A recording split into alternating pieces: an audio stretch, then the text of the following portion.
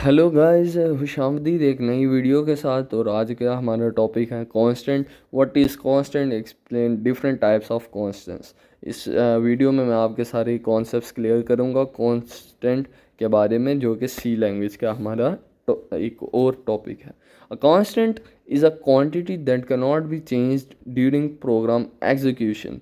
ये कांस्टेंट एक ऐसी क्वांटिटी है जो कि चेंज नहीं की जा सकती ड्यूरिंग प्रोग्राम एग्जीक्यूशन, मतलब प्रोग्राम रन करते हुए। इसकी हमारे पास तीन टाइप्स हैं: numeric constants, character constants and string constant. तो सबसे पहले हम फर्स्ट टाइप की बात कर लेते हैं, जो कि न्यूमेरिक कांस्टेंट है। Numeric constant consist of number, it can be further divided into two types. Numeric constants बस नंबर कंसिस्ट करते हैं, और इसके जो दो टाइप्स हैं वो हम पढ़ लेते हैं। इंटीजर कांस्टेंट, अच्छा इंटीजर वो होता है, वो वैल्यूज़ होती हैं जिनमें कोई फ्रैक्शन, डेसिमल पॉइंट, मतलब सिंपल 1 2 3 1.3 वगैरह नहीं होती। ठीक हो गया। तो ये वही क्वांटिटी वैल्यूज़ रिप्रेजेंट करती हैं जो कि काउंट की जा सकें, और अगर कोई नेगेटिव वैल्यू हो तो उसके साथ हम बस माइनस लगाएंगे, नहीं तो वैल्यू डिफ़ॉल्ट होगी पॉजिटिव। ठीक हो गया। इसकी एग्जांपल्स हम देख लेते हैं: 87, 45, -10, -5। ठीक हो गया। अब floating point constants. Floating point constants are numeric values with fraction और डेसिमल पॉइंट। ये वो वैल्यूज़ होती हैं जो कि पॉइंट की सूरत में लिखी जाती हैं, और वो वैल्यूज़ होती हैं जो मैयर की जाती हैं, रिप्रेजेंट वैल्यूज़ दैट आर मैयर्ड। इसकी एग्जांपल 50.75, -13.42 और एट्सेट्रा। आगे हम देख लेते हैं करैक्टर कांस्टेंट। इसमें आ जाता है हमारे पास करैक्टर कांस्टेंट। अब क्या होता है? Any character written within single quotation mark.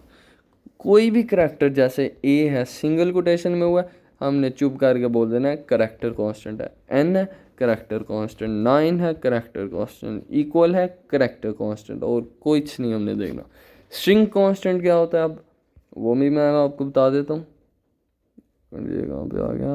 हाँ, अच्छा। String constants, a collection of characters written in double quotation mark is called string constant.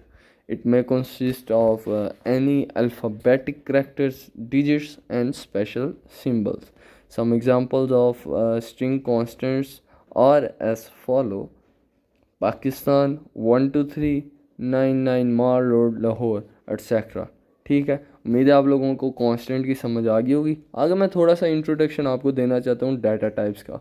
Data types उसे कहते हैं जो डाटा की टाइप को स्पेसिफाई करे, that can be stored in variable, जो कि वेरिएबल में स्टोर हो सके। It also defines set of operations on data.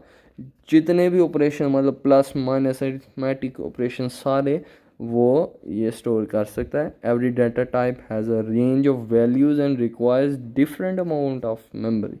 Her data type के पास वैल्यूज़ की रेंज होती है, और डिफरेंट अमाउंट ऑफ मेमोरी इन्हें चाहिए होती है।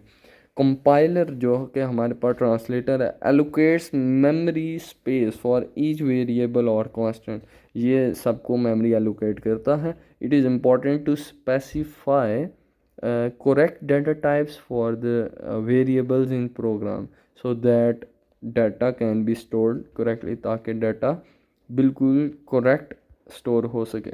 सी program may need to process different types of data. Each data type require different amount of memory और एट्सेट्रा। ठीक हो गया। और कुछ डाटा टाइप्स मैं आपको बता देता हूँ, जैसे कि इंट है टू स्टोर न्यूमेरिक वैल्यूज़। ठीक हो गया। ये इंट न्यूमेरिक वैल्यू के लिए, float to store real value, double है टू स्टोर रियल वैल्यूज़, और करेक्टर है टू स्टोर करेक्टर वैल्यूज़। इसकी दो कैटेगरीज हैं जो कि मैंने आपको पहले बताई हुई हैं। स्टैंडर्ड वो होती हैं जो कि प्री डिफाइंड होती हैं, और जैसे इंट और लॉन्ग करेक्टर वगैरह। और यूज़र डिफाइंड वो होती हैं जो कि कोई प्रोग्रामर डिफाइन करता है जिसे, और एट्सेट्रा। तो उम्मीद है आप लोगों को ये कांस्टेंट और डाटा टाइप दोनों अच्छे से समझ आ गए होंगे। तो अगर आपका कोई क्वेश्चन है तो कमेंट में मुझे बताइएगा और चैनल को सब्सक्राइब लाजमी कीजिएगा। ओके, अल्लाह हाफिज़।